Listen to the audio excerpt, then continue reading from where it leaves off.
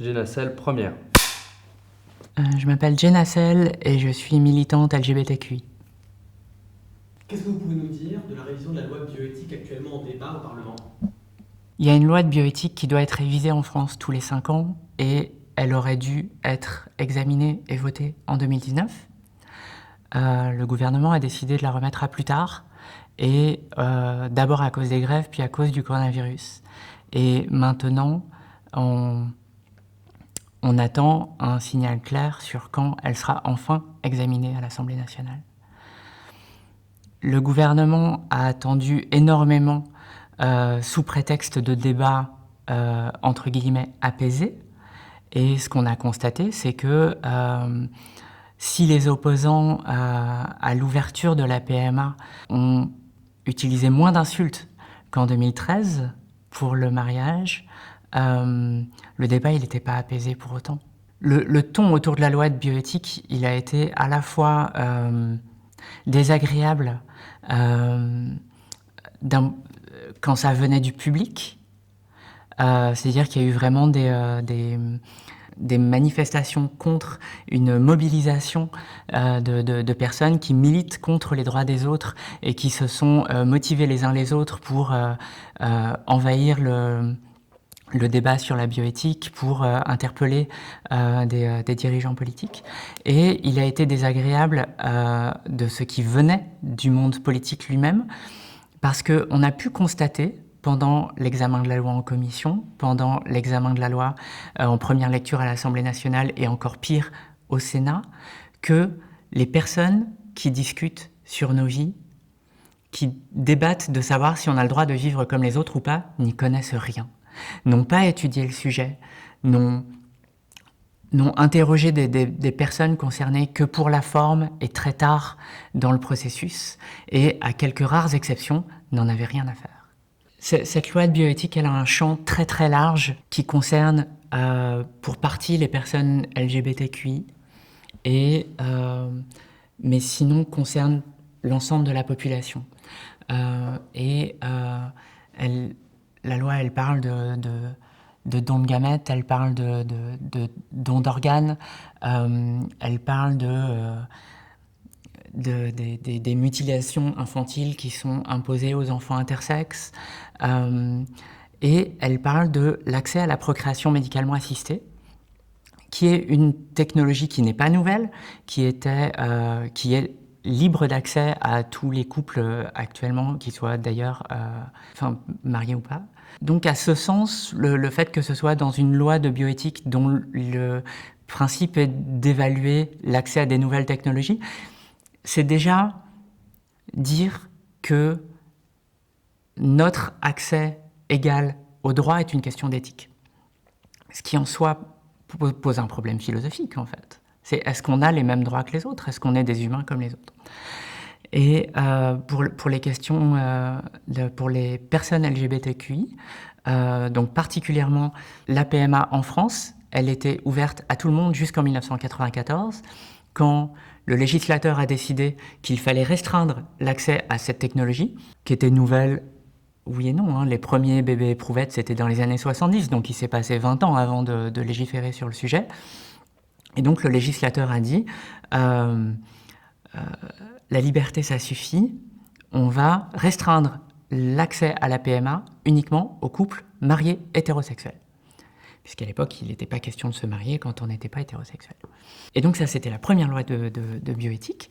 Et quand on a obtenu finalement en 2013 la liberté de se marier, il était entendu, il était promis par le gouvernement de l'époque que le mariage serait le même pour tous. Et le mariage le même pour tous voulait dire le même accès à l'adoption et le même accès à la procréation médicalement assistée. Et c'est là qu'on a pu constater que le mariage soi-disant pour tous signifiait en fait un mariage différent selon avec qui on se mariait. Et je n'ai pas du tout envie de revenir sur les débats de 2013 qui ont été très désagréables à ce sujet, à la fois sur la question du mariage et pire encore sur la question de la PMA. Et donc actuellement, il y a un certain nombre de personnes en France qui n'ont pas accès à la PMA, qui sont les femmes célibataires, les femmes qui sont mariées ensemble, les femmes qui étaient mariées à un homme mais qui sont veuves, les hommes trans, qu'ils soient en couple ou pas, qu'ils soient mariés ou pas, et dans une certaine mesure, les femmes trans, parce que selon avec qui elles sont mariées, elles peuvent y avoir accès ou pas. Et ce qu'on a découvert à l'occasion de ces débats, ce qui aurait dû aller de soi sur le fait de dire « Ok, bon, ben, on est une société ouverte, on essaye d'avoir des droits égaux pour tout le monde », le gouvernement a révélé d'une part qu'il ne comprenait pas les questions de transidentité et confondait les hommes trans et les femmes trans, que ça les faisait bien rire en commission, que vraiment il y a eu des éclats de rire, de connivence entre la ministre de la Justice et la ministre de la Santé et une partie des députés présents, et que pour ces personnes-là, dans le ton désinvolte qu'elles ont employé, c'était évident que les personnes trans ne devaient pas avoir accès à la procréation médicalement assistée, parce que, pour les citer, c'est un petit peu compliqué quand même.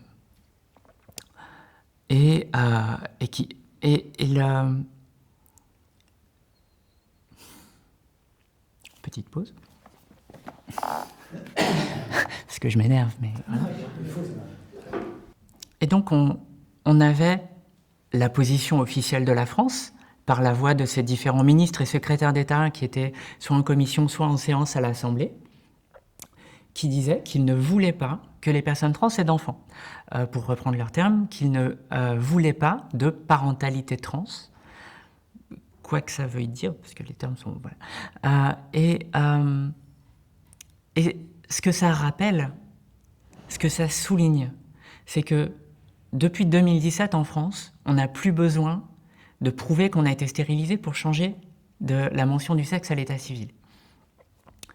Donc pour le remettre dans l'ordre, ça veut dire que jusqu'à la loi de modernisation de la justice du XXIe siècle, fin 2016, on devait prouver à un juge, on devait présenter un papier qui montrait qu'on avait subi une opération chirurgicale irréversible de stérilisation pour obtenir un changement d'état civil. Le but, il était simple. Le but, et il était clair, c'est une stérilisation des personnes trans. On ne veut pas que les personnes trans se reproduisent. Encore avant, jusqu'en 2013, l'ouverture de la loi aux couples de même genre, quand une personne mariée voulait changer d'état civil, il fallait qu'elle divorce. Il y a eu des exceptions, il y a eu des personnes qui sont passées à travers. C'est une anecdote intéressante que les premiers mariages gays en France, ils datent pas de 2013, ils datent d'avant, ils datent de quelques années avant, où des personnes trans ont obtenu des changements d'état civil sans divorcer. Donc, très heureuse pour eux, pour elles. Mais donc, le but, il était le même. Il était que les personnes trans ne soient pas mariées. Il fallait que les personnes trans, pour obtenir des opérations, il ne fallait pas qu'elles aient eu d'enfants. Ça, c'était les critères très stricts de la sécurité sociale de l'époque. Encore maintenant, il faut se battre parce qu'on n'est clairement pas égaux ou égal devant les médecins selon les départements. Et donc, il y a un continuum d'eugénisme médical, politique, social sur les personnes trans depuis toujours en France pour que les personnes trans ne se reproduisent pas. Et on arrive donc, il y a quelques mois, à le gouvernement qui dit officiellement on ne veut pas que les personnes trans se reproduisent. La loi française cite une vingtaine de critères de discrimination qui sont interdits en France, qui sont des mécanismes légaux pour aggraver une peine quand on considère qu'une infraction a été commise avec une volonté de discrimination. Donc il y a de manière connue, évidente, il y a le genre, ou en tout cas dans la loi le sexe, l'orientation, la provenance géographique, la couleur de peau, la religion, voilà, tout ça réel ou supposé, parce qu'on ne sait pas juste en regardant quelqu'un. Et donc on n'a pas le droit de discriminer sur ces critères-là en France. Ce que fait la loi de bioéthique de Si tout va bien 2020, c'est de déterminer qui a le droit de faire conserver ses gamètes, qui a le droit d'avoir des enfants en France, sur des critères d'orientation sexuelle ou d'identité de genre. Donc la loi de bioéthique crée une discrimination. elle essaye de résoudre une discrimination, parce que clairement, les lois de bioéthique précédentes, l'accès à la PMA en France était très restrictif, parce que le code civil, le code de la santé publique actuellement dit qu'il faut que ce soit un homme, une femme, mariés depuis tant, etc. Et le texte de la loi tel qu'il est présenté à l'Assemblée nationale actuellement, il dit « tout couple composé d'un homme ou une femme, ou tout couple de deux femmes, ou toute femme célibataire ». Alors, quand on écoute comme ça, c'est bien, c'est un peu plus ouvert qu'avant. Félicitations. Et puis, il y a plein d'autres moyens de formuler une phrase comme celle-ci. Et le fait de faire une liste exhaustive, la loi est toujours exhaustive parce qu'elle doit être explicite. Faire une liste exhaustive, ça veut dire que ça exclut toutes les personnes qui ne rentrent pas dans ces quelques catégories. Alors que écrire tout couple ou toute personne en capacité de porter un enfant, en couple ou célibataire, c'est moins de mots, c'est plus clair, et ça ne laissait pas sur le bord de la route des personnes qui n'ont pas moins de mérite, qui ont déjà été sous l'œil sévère de la justice et de la médecine depuis des décennies pour savoir si c'était des bonnes personnes, savoir si c'était pas des malades mentaux, si c'était des bons parents. Parce que des personnes trans qui ont des enfants, des personnes LGBT qui ont des enfants, des femmes qui sont allées avoir des enfants à l'étranger, des couples gays qui ont adopté, il y en a depuis des siècles. Et on sait, depuis le temps, que les enfants sont pas plus malheureux, sont pas plus délinquants, sont pas plus suicidaires. En général, plutôt moins. Et ça, il faut pas trop le dire, ça énerve vraiment les hétéros, mais c'est pas une critique des hétéros que de dire que quand un couple a dû lutter pendant des années, pendant des dizaines d'années pour obtenir un enfant, on peut raisonnablement dire qu'ils sont sûrs de leur coup. Que c'est un enfant qui a été désiré, au moins. Il y a des problèmes à trop choyer un enfant, c'est un autre problème, mais c'est pas une erreur, quoi. Et donc le fait de choisir des catégories de population à exclure de cette loi, eh ben, c'est un choix philosophique, c'est un choix politique. C'est pas, ça ne découle pas d'un impératif médical, par exemple. Ça ne découle pas d'un impératif même légal. Fun fact, la France, en 2016, dans sa grande bonté, a décidé d'arrêter de stériliser les personnes trans pour leur autoriser le changement de la mention du sexe à l'état civil. C'est pas parce que la France a enfin décidé de prendre soin des personnes trans. C'est pas parce que la France a décidé d'écouter les associations LGBT qui défendaient ça depuis longtemps. C'est parce que la France a été condamnée plusieurs fois par la Cour de justice de l'Union européenne, a été pointée du doigt par l'ONU pour des traitements inhumains sur les personnes trans. Il n'y a qu'à ça que le gouvernement français répond.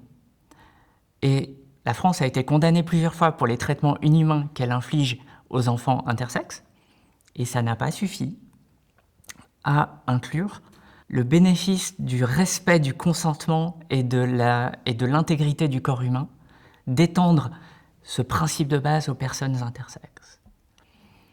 Donc on part de loin, quoi. On a encore un long chemin devant nous. Les personnes trans en tant que menace à la société, c'est un vaste sujet. On pourrait faire des heures là-dessus, sur des volumes entiers, sur plein de domaines différents. Je crois qu'il y a un principe fondamental qui a été rappelé il n'y a pas longtemps par, je ne sais plus si c'est une cour d'appel ou la cour de cassation, qui est que le droit français repose sur la binarité homme-femme. Parce qu'il y a eu un tribunal et une cour qui ont essayé de faire reconnaître à une personne intersexe, justement, qu'il n'y avait pas de raison médicale ou légale de choisir homme ou femme à mettre sur ses papiers d'identité. Et le tribunal a donné droit à cette personne, et la Cour de cassation a rappelé à hauteur de principe constitutionnel quelque chose qu'on n'avait jamais vu dans aucun texte, qui est le droit français se repose sur la minorité homme-femme. Et d'un coup, devoir, à reculons, reconnaître que des personnes changent de catégorie, peut-être un jour admettre que le genre, c'est un spectre, et c'est pas binaire, et que ça veut dire que c'est pas un interrupteur, c'est pas forcément un interrupteur, qu'on passe d'un genre déterminé à la naissance à un autre genre. Ça a un potentiel de remettre en cause énormément de mécanismes dans le droit français, enfin, dans n'importe quel système de droit actuellement. Donc je pense qu'il y a ça. Et puis il y a une morale religieuse ancestrale qui a peur de voir des symboles, on va dire, qu'ils n'ont pas envie de voir. Et je pense que les hommes trans, pour ça, servent de symboles. Les hommes trans ont été utilisés par le gouvernement actuel comme un épouvantail. C'est pas facile de faire voter la droite pour l'ouverture de la PMA aux couples de femmes lesbiennes.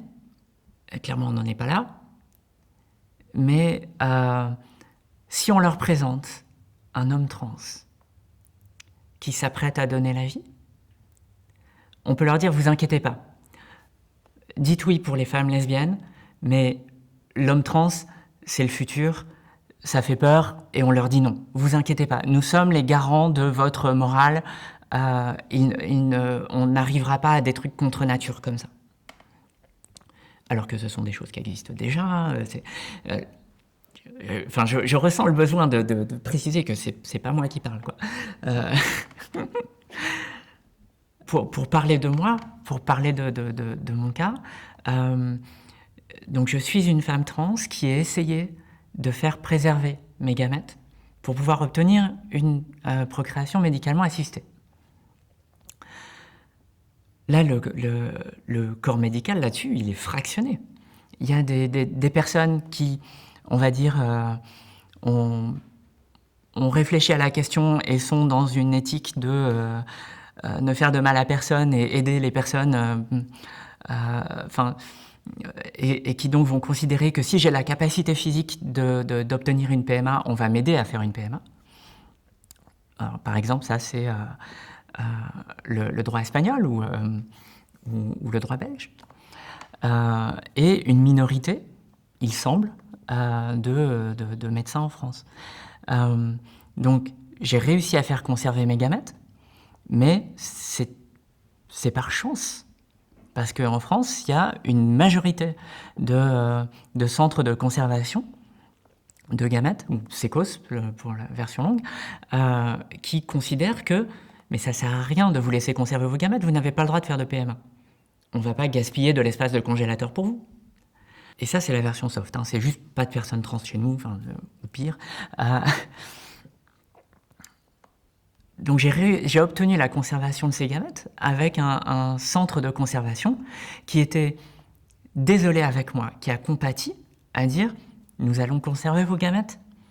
Tant que la loi ne changera pas, vous ne pourrez pas utiliser vos gamètes en France. Nous sommes désolés, on va faire ce qu'on peut pour vous aider. » Et pour utiliser le système informatique de l'hôpital, parce que c'est une conservation officielle, c'est pas un ami avec un congélateur, c'est le système de la sécurité sociale. Le système informatique de la sécurité sociale qui prend en charge la conservation de mes gamètes, conformément au code de la santé publique, il ne sait pas comprendre qu'une femme, avec un 2 dans le numéro de sécu, essaye de faire conserver du sperme.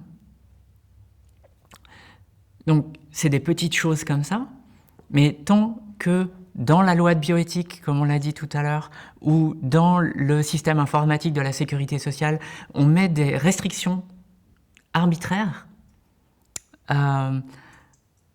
qui simplifient la vie de personne, c'est autant de bâtons dans les roues de personnes qui ne rentrent pas dans le moule général et à qui on empêche de vivre comme les autres. La parentalité dans le droit français est considérée par certains comme une fiction juridique. Ce que ça veut dire, c'est on reconnaît plutôt des droits à des parents parce qu'ils s'occupent d'enfants. La façon dont on le fait, c'est qu'on leur reconnaît des droits et des devoirs, la plupart du temps en constatant une grossesse et une naissance, et parfois en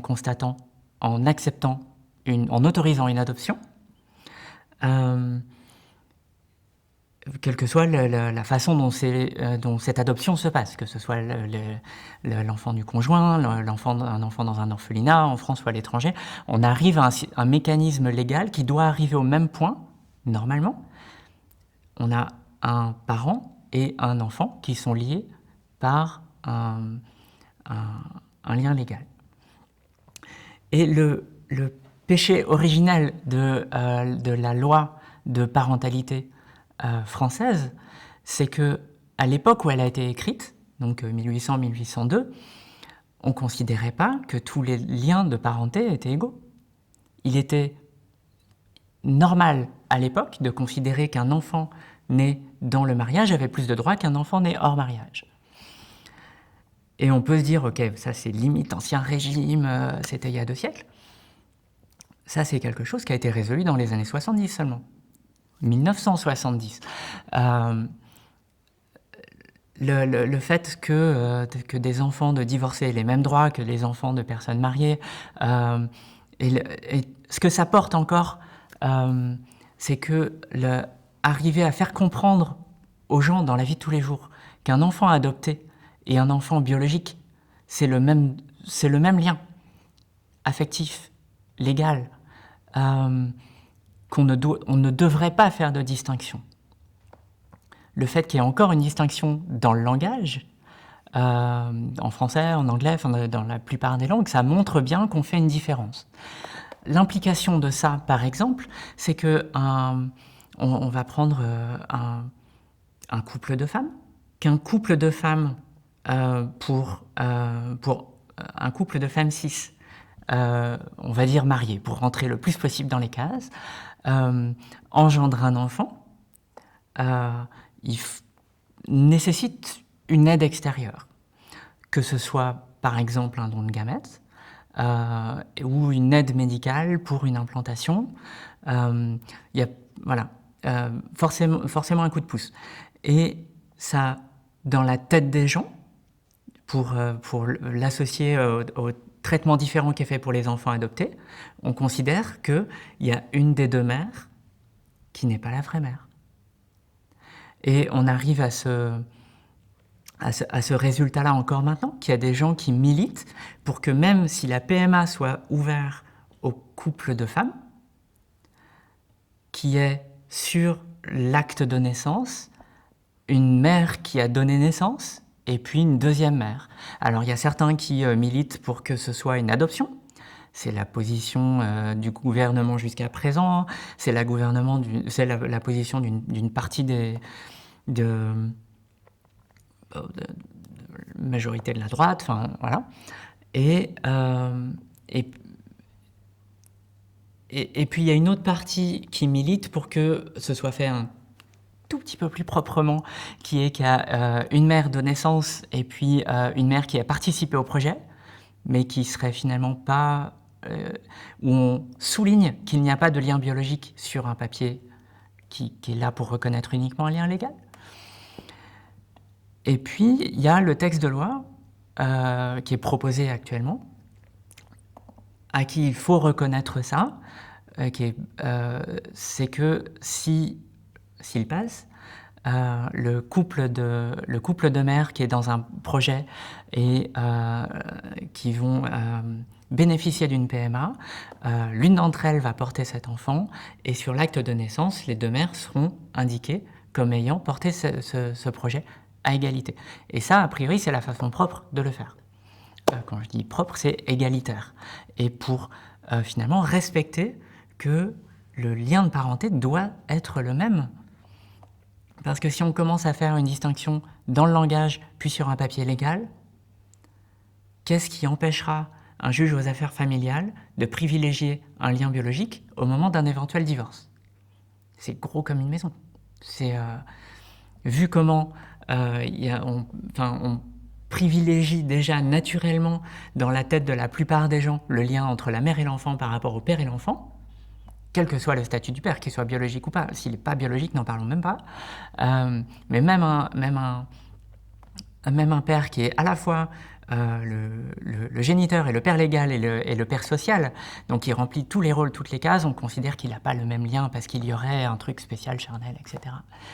Donc on lutte contre tout ça, dans le sens, pas dans le sens où on veut éradiquer tout ça, dans le sens où on est en train de ramer à contre-courant pour faire valoir qu'on peut avoir des enfants, on peut prendre soin d'enfants de la même façon, qu'on les ait engendrés ou pas, qu'on les ait adoptés ou pas, parce que, soyons clairs, en France, et c'est arriver à adopter un enfant quand on est lesbienne, gay ou trans en France, c'est clairement un parcours du combattant. C'est l'exception. Donc voilà, la loi française, elle n'est que l'écho du reste de la société française là-dessus.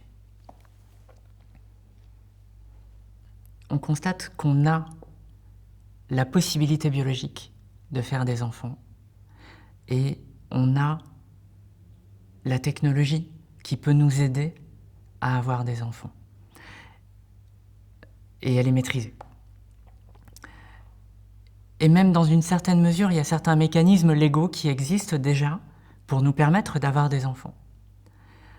Ce que rate la loi, c'est de comprendre que la loi, elle est là pour gérer les problèmes, simplifier la vie des gens et décrire ce qui peut se passer.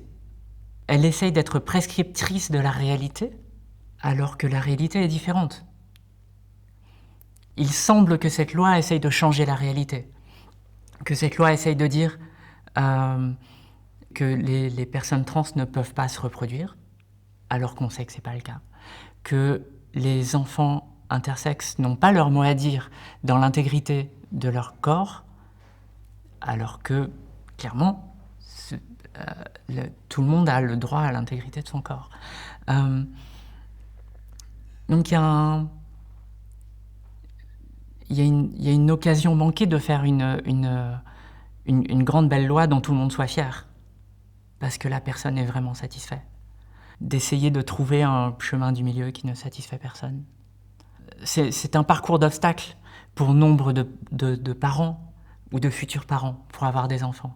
Il y a certaines courses d'obstacles qui sont relativement faciles parce que les astres, la biologie, la médecine sont alignés, et puis d'autres qui ont plus ou moins d'obstacles.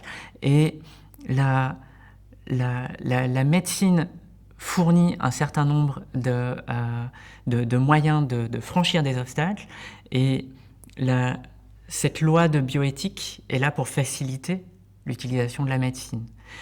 Et là, les lois de bioéthique précédentes ont été autant d'obstacles supplémentaires, et on pourrait s'attendre on pourrait espérer qu'une loi de bioéthique puisse faire sauter un obstacle, et là, elle se contente de déplacer légèrement un barrage.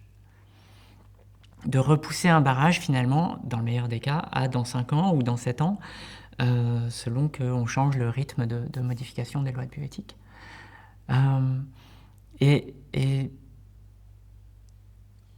va rajouter certains obstacles supplémentaires, parce qu'on n'a pas parlé de filiation du tout, on n'a parlé que de médecine pour l'instant. Et on a dit déjà que le fait de traiter de la loi de la PMA dans une loi de bioéthique était déjà une question philosophique embarrassante, ou en tout cas qui ne coule pas de source. Mais en plus, arriver à faire une loi de bioéthique qui traite de PMA sans gérer complètement les questions de filiation, le travail n'est pas terminé. Faire une loi de bioéthique qui traite de la PMA, c'est déjà compliqué. Mais traiter de la PMA sans gérer complètement les questions de filiation, c'est un travail qui n'est pas terminé. Et notamment la filiation des personnes trans, qui a été soulevée par quelques députés qui ont décidé d'utiliser un petit peu de leur courage et de leur capital politique pour parler de cette question qui aurait dû être dans cette loi en toute logique et qui ne l'est pas. Et on a eu pour réponse de la part du gouvernement, on ne va pas faire une loi pour une dizaine de cas par an, on va laisser les tribunaux s'en charger. Laisser les tribunaux s'en charger, ça veut dire qu'il y a une loterie d'une circonscription à l'autre, d'un département à l'autre, d'un juge à l'autre. Si un juge est bien luné et si un juge s'est un petit peu posé des questions et a lu sur la question pour savoir ce que c'est qu'une personne trans, etc., et ben, ça veut dire qu'une personne trans va être ou non parent de ses enfants. Et parent de ses enfants, c'est... ok, c'est juste un lien légal, ça ne change pas la réalité de la vie, on est toujours à préparer le petit déjeuner et puis à l'emmener à l'école, etc.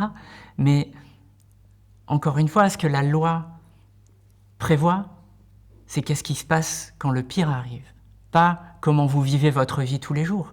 Et qu'est-ce qui se passe quand le pire arrive et que vous êtes en train de vous occuper de votre enfant, il tombe, il se fait mal, vous devez l'emmener à l'hôpital. Vous n'avez pas le droit d'amener un enfant qui n'est pas le vôtre. Vous ne pouvez pas signer une autorisation pour une opération. Vous vous retrouvez finalement à ce qu'un médecin qui n'a jamais vu votre enfant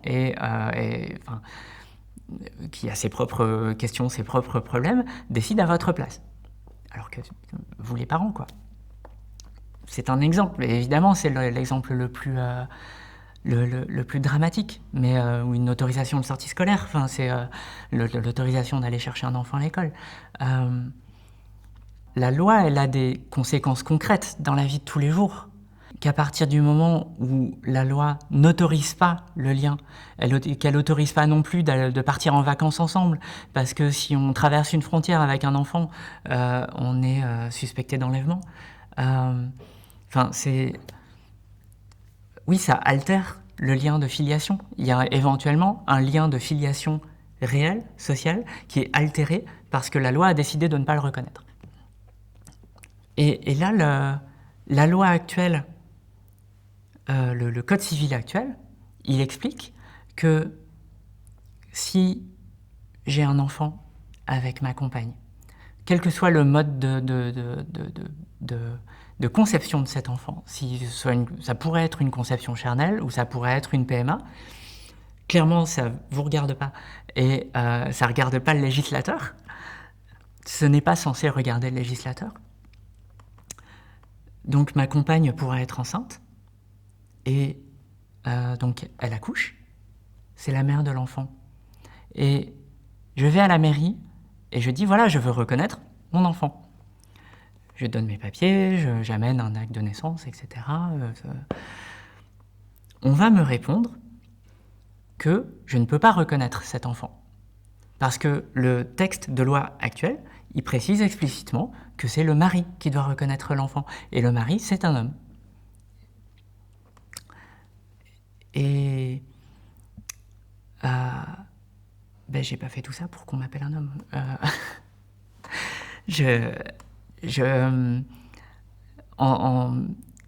Avec la meilleure volonté du monde, on ne me laisserait pas rechanger juste pour pouvoir signer un papier à la mairie le temps de reconnaître un enfant. C'est pourtant ce qu'a proposé le gouvernement, encore une fois, en séance à l'Assemblée nationale, à dire que si les personnes trans ont tout à fait accès à la PMA, du moment qu'elles ne changent pas leur papier d'identité. Et ça, cette réponse-là, elle souligne un scandale. C'est que la ministre de la Justice, la ministre de la Santé n'ont aucune idée de ce que c'est, de manière générale, la transidentité, que changer de papier d'identité, c'est pas juste un choix, c'est une nécessité. Parce que moi, n'importe quelle personne trans qui se présente n'importe où et qui se fait contrôler ses papiers d'identité, si j'ai des papiers qui ne correspondent pas à la personne qui est en face, je vais être suspecté d'avoir usurpé une identité, au pire, ou juste emmené en garde à vue pour vérification, sujette à toutes les moqueries, colibets, abus, violences policières. Et ça, bon, c'est le cas pour la police. Pour la douane, ça veut dire qu'on ne peut pas voyager. Ça veut dire que je dois forcément parler de mes antécédents médicaux éventuellement à un employeur. Que je ne peux pas obtenir de traitement approprié parce que ça ne correspond pas à la bonne case, etc. Enfin, c'est clairement un élément majeur de la vie de tout le monde, et tout le monde le prend complètement pour acquis, que quand n'importe qui sort dans la rue, l'identité légale et l'identité sociale correspondent. Et le gouvernement recommande aux personnes trans, si elles insistent pour obtenir la PMA, de ne pas changer de papier d'identité. Et le raccourci, c'est que vous avez à choisir entre exister ou être parent. Ou pour le formuler autrement, on ne veut pas que vous soyez trans, donc vous ne changez pas de papier d'identité, mais si vous êtes trans, on ne veut pas que vous vous reproduisiez. On se sent accueilli, quoi. Il y a du taf. Pour résumer, je pourrais être le parent biologique de mon enfant, et je serais aussi le parent social. Aux yeux de tout le monde, je serais la mère de cet enfant. Et clairement, il n'y aurait aucun doute au sujet de ça. Je me baladerais dans un parc avec une poussette, avec un enfant dans les bras qui m'appelle maman. Personne n'irait imaginer une seconde même que j'ai un jour changé de genre à l'état civil. Mais la loi ne reconnaît pas ce lien légal. Que je sois marié ou pas, je n'arriverai pas à reconnaître cet enfant. Et donc l'autre recommandation, ce serait d'adopter l'enfant. Et ça pose deux problèmes. Le premier, c'est donc les enfants adoptifs, les enfants reconnus à la naissance n'ont pas le même statut dans le regard des gens sur l'acte de naissance. C'est indiqué très différemment. Et ça emporte du coup des choses très différentes dans l'esprit des gens. Ça, c'est le premier problème. Le deuxième problème, il est pratique. C'est que l'adoption en France, encore une fois, pour les personnes qui ne sont pas hétéros, qui ne sont pas dans un couple hétéro, c'est très très compliqué. Parce qu'il faut encore se frotter à des juges, à une enquête de police, une enquête de moralité, fouiller le passé des gens, s'exposer encore à la lesbophobie, la transphobie, etc. Et ça fait partie des revendications des collectifs dans lesquels je milite, SOS Homophobie, Exist Trans Inter, de demander une méthode d'adoption plus simple quand il s'agit des enfants du conjoint, et une méthode de reconnaissance qui soit la même pour tout le monde, c'est-à-dire déclarative. Parce que quand le mari vient reconnaître un enfant à la mairie, ou plus souvent au guichet de la mairie dans l'hôpital, on ne lui demande pas s'il est le géniteur.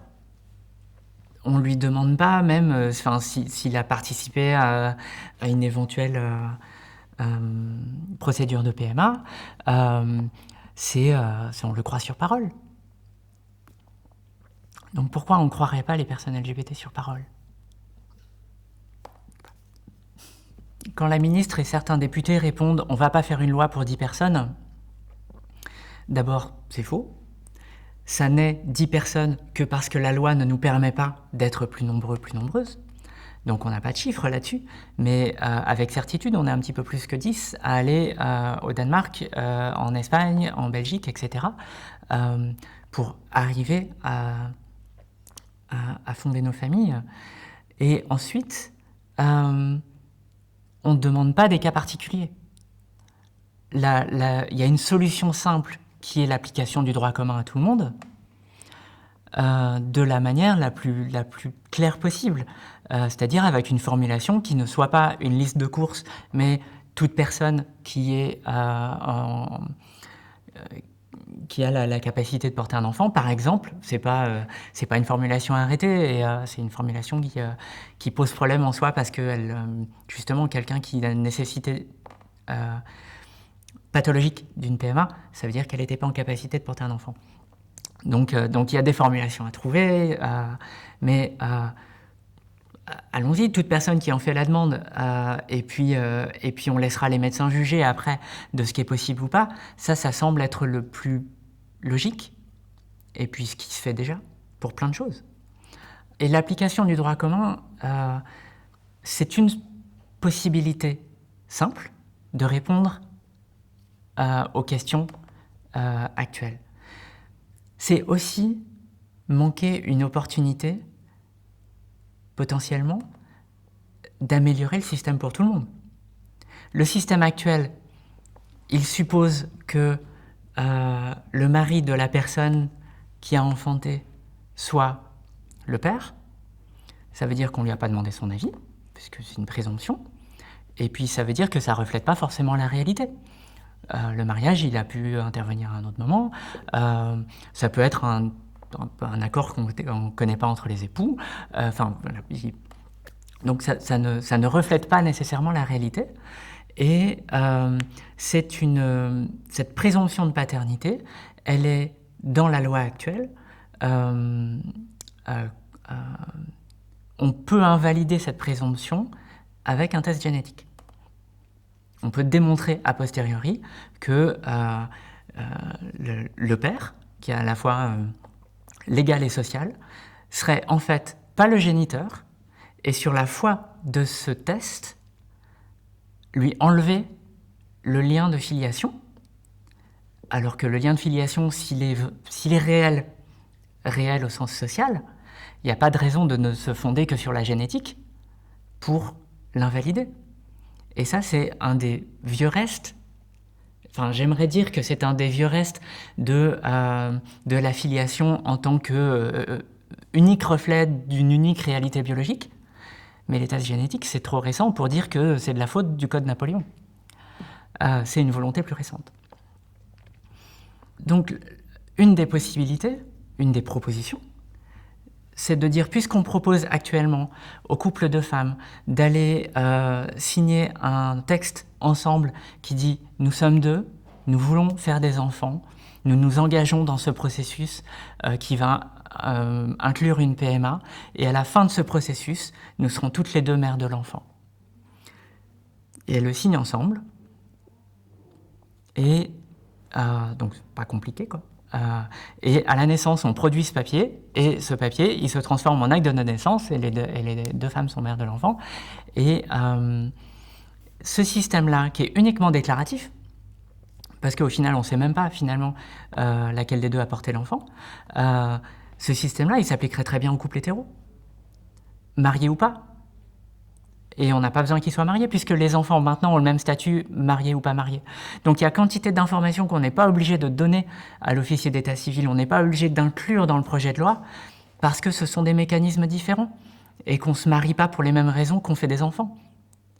On a des raisons différentes de se paxer, de se marier, de faire des enfants, ou d'habiter ensemble, et tout ça, ce sont des réalités différentes, des mécanismes différents dans la vie. Et il y a des gens qui font des enfants qui n'habitent pas ensemble, il y a des gens qui se marient qui n'auront jamais d'enfants, il y a des gens qui vivent à plus de 2 personnes et qui ont envie d'avoir des enfants à 3 ou 4 personnes parce que c'est une réalité sociale millénaire, que c'est plus facile d'élever des enfants à plus de 2 personnes, pour se partager le temps de sommeil par exemple. Donc toutes ces réalités, elles ne sont pas facilement réductibles à un petit moule étriqué binaire qui tient dans un article de Code civil. Si on veut pouvoir protéger le plus grand nombre de familles, protéger le plus grand nombre d'enfants, il faut que le texte il soit le moins restrictif possible. Si le souci réel des opposants à l'ouverture du mariage et à l'ouverture de la PMA, c'était vraiment prendre soin des enfants, on ne ment pas aux enfants, etc., il militerait avec nous pour que tous les enfants qui naissent puissent vivre avec leurs parents. Que tous les enfants qui peuvent naître soient le mieux protégés possible. Le besoin d'enfant n'est pas un besoin égoïste. C'est l'essence même de l'envie altruiste, de prendre soin de quelqu'un d'autre. Et le militantisme, c'est pas une envie égoïste d'obtenir des droits pour soi. C'est arriver à changer les choses pour que le plus de monde possible ait le plus de droits possible. Il y a un nombre incalculable d'enfants en France qui n'ont pas pu vivre, grandir avec la protection de la loi et de leurs parents à cause de lois rétrogrades, soit avant 2013 parce que leurs parents ne pouvaient pas se marier, soit après 2013 parce que les procédures d'adoption étaient trop longues et que les parents se sont séparés avant que ce soit possible et qu'un des deux parents y a fait obstacle, soit parce que ce sont des enfants qui ont été adoptés et l'adoption n'était permise qu'auprès d'un seul des deux parents. Enfin, les circonstances sont multiples, sont innombrables. Et il y a un nombre incalculable de couples qui ont lutté pendant des années pour arriver à faire des enfants et qui n'ont pas lutté pour des raisons médicales mais qui ont lutté pour des raisons légales parce que la loi les empêchait d'avoir des enfants et qui n'ont jamais pu avoir d'enfants et qui se sont épuisés à ça. Et un nombre incalculable de couples qui se sont séparés entre 2013 et nos jours, et probablement avant aussi, et encore après aussi, d'histoires heureuses qui se sont fatiguées dans un combat politique qui n'aurait pas dû avoir lieu, et de familles qui n'ont pas vu le jour. Et c'est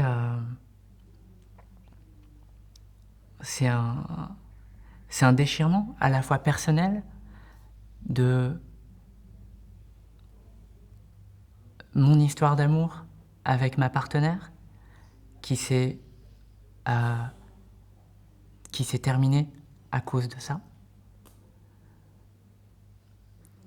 et de toute cette population de personnes qui seraient logiquement, politiquement, plus ouvertes que la moyenne, qui seraient les prochaines générations à changer les choses, à faire avancer les droits des gens, et qui n'est pas né à cause de ces lois-là.